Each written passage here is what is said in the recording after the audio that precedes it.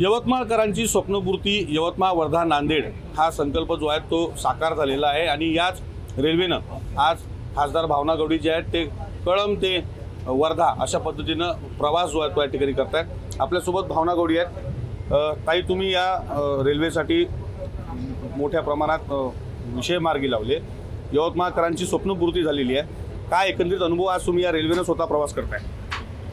सर्वप्रथम मी सांगेल की मला अत्यंत आनंद होतो आहे की अनेक वर्षापासून यवतमाळकर कळंबकर ह्या रेल्वेची वाट पाहत होते आणि आज ते स्वप्नपूर्ती प्रत्यक्षामध्ये या ठिकाणी आम्ही बसून पूर्ण करतो आहोत।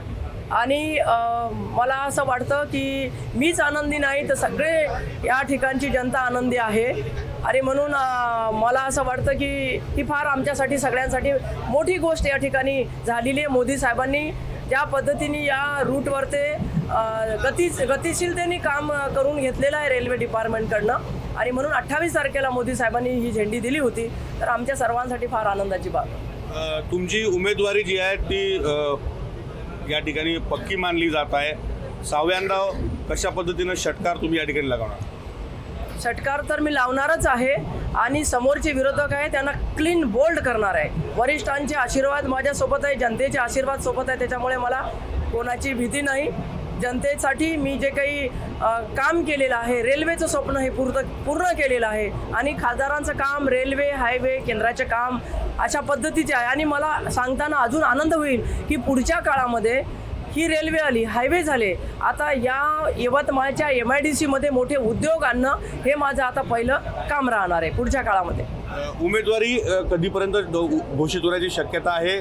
तुम्हाला काही पक्षश्रेष्ठी करून निरोप या संदर्भात आला?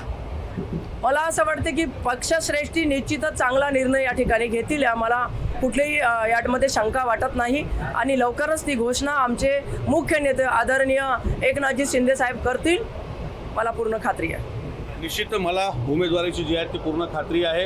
या निवडणुकीमध्ये षटकार मारून विरोधकांना क्लीन बोल्ड करेल अशा पद्धतीनं भावना गवळी यांनी सांगितलंय। विवेक गावंडे, TV9 मराठी, यवतमाळ।